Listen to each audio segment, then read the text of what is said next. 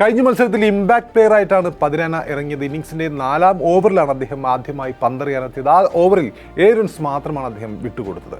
പിന്നീടാണ് പവർ പ്ലേയിലെ അവസാന ഓവറും എറിയാൻ അദ്ദേഹം എത്തുകയും വെറും 2 പന്തുകൾ മാത്രം പന്തെറിഞ്ഞ് കാലിന് പരിക്കേറ്റതിനെ തുടർന്ന് ഡഗ്ഔട്ടിലേക്ക് മടങ്ങുകയും ചെയ്തത്. 2ാം പന്ത് എറിയുന്നതിന് മുൻപ് തന്നെ അദ്ദേഹത്തിന്റെ ഇടത് കണങ്കാലിന് വേദന അനുഭവപ്പെട്ടിട്ടുണ്ടായിരുന്നു. ടീം ഫിസിയോ ഉൾപ്പെടെ ഗ്രൗണ്ടിലേക്ക് എത്തി ആ സമയത്ത് പരിശോധിക്കുകയും ചെയ്തു. അതിനുശേഷം പന്തെറിഞ്ഞെങ്കിലും പിന്നീട് വേദന കടുത്തതോടെ അദ്ദേഹം ഗ്രൗണ്ട് വിടുകയായിരുന്നു. സൗരവ് ദുബെയാണ് പിന്നീടുള്ള അദ്ദേഹത്തിന്റെ ശേഷിച്ച 4 പന്തുകൾ കൂടി എറിഞ്ഞ് ആ ഓവർ പൂർത്തിയാക്കിയത്. അപ്പോൾ പതിരാനയുടെ പരിക്ക് എത്രത്തോളം ഗുരുതരമാണെന്ന് വ്യക്തമല്ലെങ്കിലും അദ്ദേഹത്തിന് കളിക്കാൻ സാധിച്ചില്ലെങ്കിൽ അത് KKRനെ സംബന്ധിച്ചിടത്തോളം നേരത്തെ പറഞ്ഞതുപോലെ വലിയൊരു തിരിച്ചടി തന്നെയാണ്.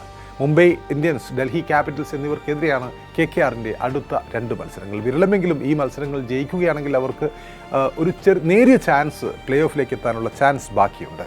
അപ്പോൾ കഴിഞ്ഞ മത്സരത്തിലേക്ക് തന്നെ തിരിച്ചു വരുമ്പോൾ പവർ പ്ലേയിൽ ഗുജറാത്ത് 56 റൺസാണ് നേടിയത്. 10 ഓവറിൽ അവർ 100 കടക്കുകയും ചെയ്തിട്ടുണ്ടായിരുന്നു.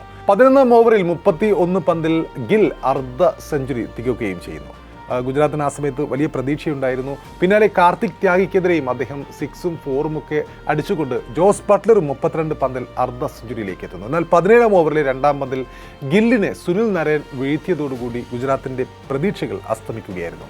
ഗിൽ മടങ്ങിയതിന് പിന്നാലെ വീണ്ടും സായ് സുദർശൻ ക്രീസിലേക്ക് ഇറങ്ങി അർദ്ധ സെഞ്ചുറി നേടിയെങ്കിലും ഗുജറാത്തിന് ലക്ഷ്യത്തിലേക്ക് എത്താനായില്ല. 19ാം ഓവറിൽ 35 പന്തിൽ 57 റൺസ് എടുത്ത ഇംഗ്ലീഷ് മുൻ നായകനായ ജോസ് ബട്ട്ലറെ മടക്കിക്കൊണ്ട് സൗരവ് ദുബെ കൊൽക്കത്തയുടെ വിജയം അങ്ങ് ഉറപ്പിക്കുകയായിരുന്നു. കഴിഞ്ഞ മത്സരത്തിൽ സുനിൽ നരേൻ 4 ഓവറിൽ 29 റൺസിന് 2 വിക്കറ്റ് എടുത്ത് ബോളിംഗിൽ തിളങ്ങുകയും ചെയ്തു.